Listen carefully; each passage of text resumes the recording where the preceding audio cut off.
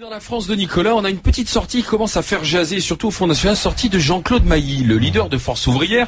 Hier, il rencontrait François Hollande, qui commençait ses entretiens avec les représentants syndicaux. François Hollande rencontre Jean-Claude Mailly. Jean-Claude Mailly sort de la rencontre avenue de Ségur au QG de François Hollande. On dit alors, monsieur Mailly, vous allez rencontrer tous les candidats à la présidentielle pour parler aussi de leurs projets économiques et social. Non, pas tous, et en particulier un, et voilà pourquoi Jean-Claude Mailly. Moi, le national-socialiste, c'est pas ma tasse de thé.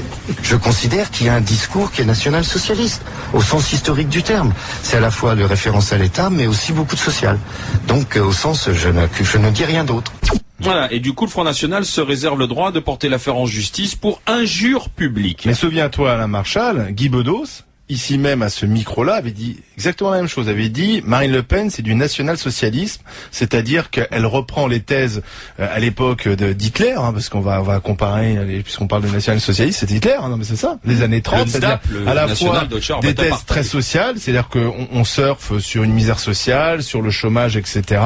Et en même temps, à ces thèses-là, on ajoute du nationalisme en expliquant que si on reste entre nous et si on défend les thèses nationalistes, on aidera les petits gens. C'est ça. Je veux dire, et Mailly fait un amalgame entre le national-socialisme des années 30 et le national-socialisme que pourrait présenter Marine Le Pen. Un journaliste qui lui disait, monsieur Mailly, vous parlez de nazis, dit non, mademoiselle, rouvrez votre livre d'histoire et regardez ce que c'était que le national-socialisme. C'est la même chose. Non, mais enfin, c'est hypocrite pour le hypocrite, oui. Le national-socialisme, c'est quelque chose qui n'est pas neutre et avec lequel on ne joue pas.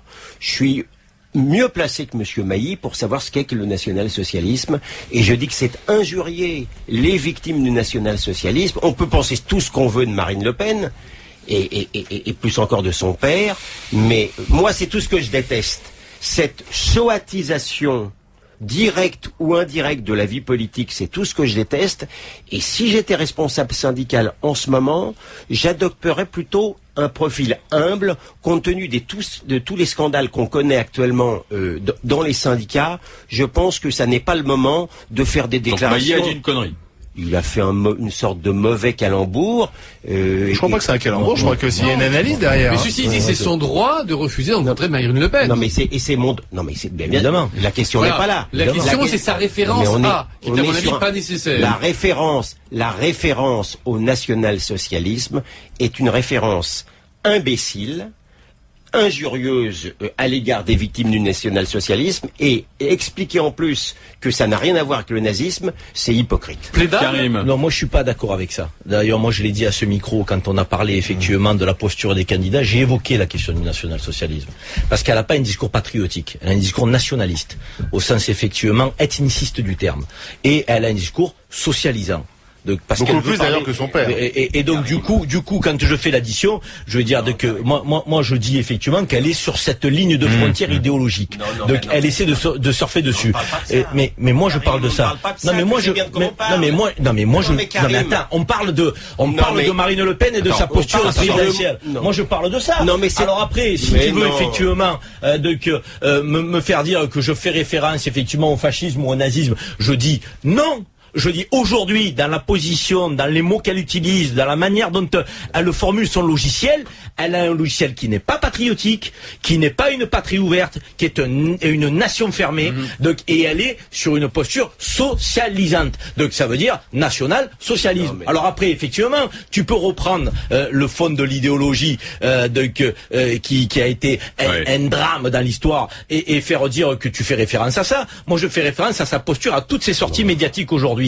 Donc à tous les mots qu'elle emploie. Voilà. Et après moi je comprends Mailly. Très franchement, je comprends Mailly dans la manière dont il a essayé de dire les choses. Donc moi je te comprends pas parce que tu sais très bien. Non mais on joue sur les mots. Non. Et Mailly joue sur les mots. Quel est l'être humain normalement cérébré qui ne sait pas que le national-socialisme c'est synonyme du nazisme. Le nazisme est la contraction de national-socialiste. Alors tu peux parfaitement, et Mailly peut parfaitement critiquer le nationalisme, il peut parfaitement critiquer la forme de socialisme populiste, mais quand il utilise le rapprochement national-socialiste, tu en fais de cette addition. Parce qu'elle joue sur les deux. Non mais attends, ce que dit Mailly, c'est que elle utilise les mêmes ficelles. Elle a les mêmes ficelles que l'extrême droite allemande dans les années 30. C'est les mêmes ficelles. Son père était un nationaliste libéral. Donc il compare Donc, oui, je pense.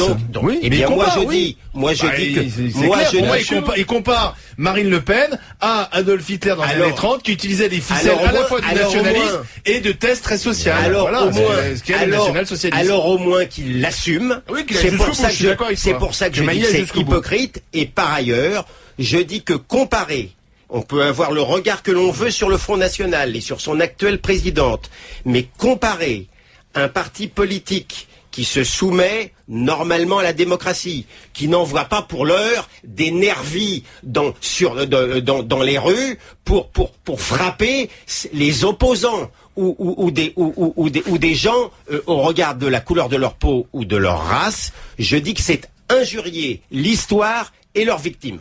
Enfin, si tu reprends les racines de ce national-socialisme qu'on trouve horrible, au départ, il a joué le jeu de la démocratie aussi. Hein. Oui, mais bien excuse-moi, je veux dire, donc son visage ne se dévoile pas de but en blanc. Tu as remarqué que tu as remarqué que je ne me suis pas limité à ce respect de la démocratie. Et s'agissant du respect de la démocratie, alors à ce moment-là, il y a des partis à l'extrême gauche qui considèrent que élection c'est un piège à con, et que sur ce plan-là, alors à ce moment-là, il ressemble davantage justement aux figures grimaçantes de l'histoire, mais je me garderai bien de faire des parallèles. Je suis désolé, moi je dirais simplement que c'est un débat qui intéresse 10% de la population, puisqu'à mon avis, il n'y a pas plus de 10% qui sait ce qu'est le national-socialisme. Faites un sondage. Mais au contraire. Mais 10% de la population, c'est beaucoup, mon père. Mais le drame, au contraire, que je dénonce, c'est qu'on les gave. On les gave avec les fantasmes du passé.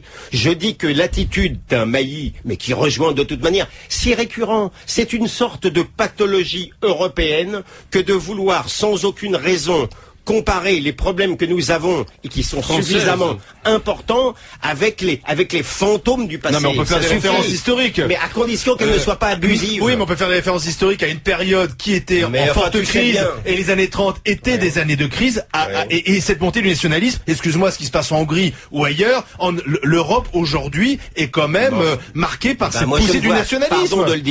Pardon de le dire, je ne vois.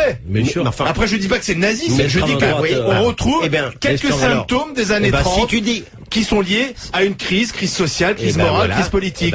Après, le monde a changé et on peut ne pas craindre ce qui s'est passé ensuite, c'est-à-dire la Seconde Guerre mondiale.